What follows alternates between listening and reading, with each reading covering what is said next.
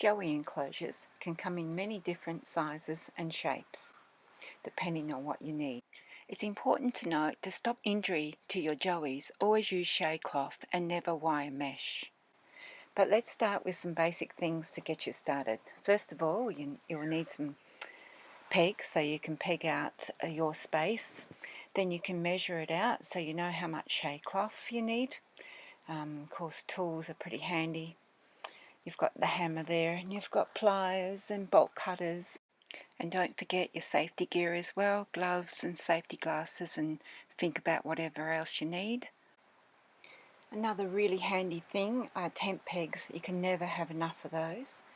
We're also going to talk about electric fencing. At the end of this video, we'll go into a bit more detail about predator proofing your enclosure. Cable ties, you'll never have enough of those as well. Make sure you get the thicker ones. Even though they're longer, they're thicker and stronger. Here's the shade cloth. We've got 50% here, 2 meters by 50 meters long. Or you could even have 1.8 by 30 meters, 70%, so it's up to you, but you need the distance around your enclosures, the most important. A couple of other things, post lifter is extremely handy tool. I never go without one. And a post driver, that'll make your life much easier because you need to put these star pickets into the ground, and they're very tall. They're 240 centimeters in length, so you get your 1.8 meters in height for the enclosure.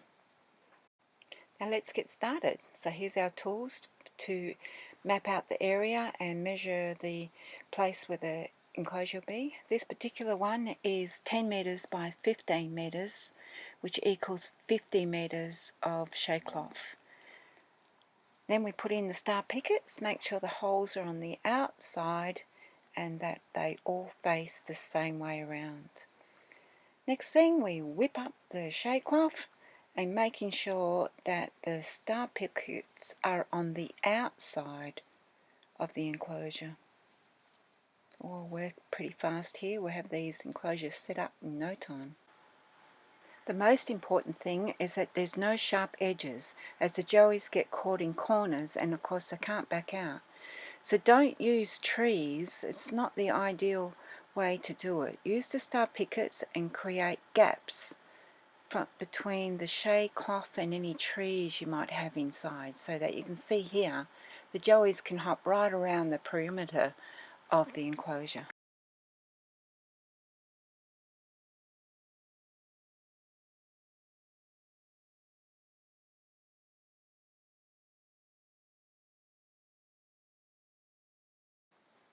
Here's the gateway. If you've got a farming background, you might know what a cocky gate is, and that's what we've used here. Okay, let's have a look around. So this is the first enclosure we did, and of course here's the cocky gate system. It has a latch up the top,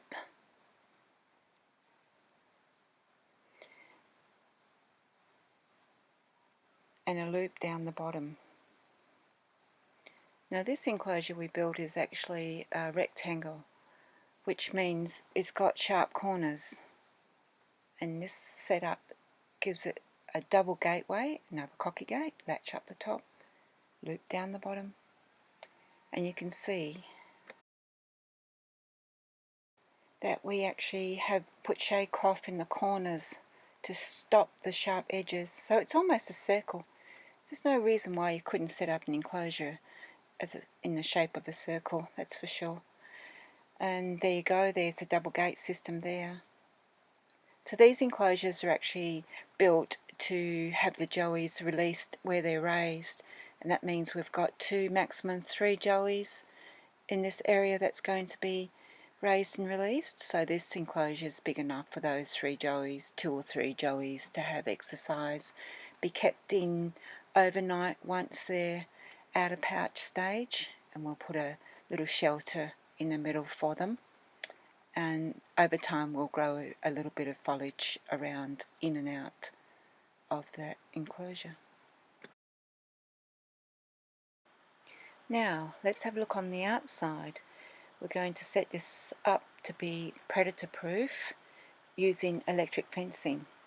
So if you have a look, all the way around the outside of the enclosure has 2 lines of electric fencing, and this will be hooked up to a little unit, battery operated or solar.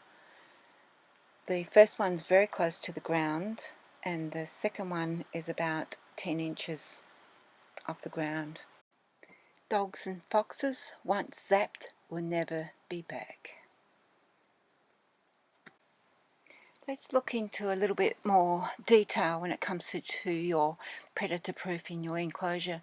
This is a very established enclosure, and it has a wire mesh running around the outside at about 10 inches in height, the same height as these mini star pickets holding the fence, electric fence line.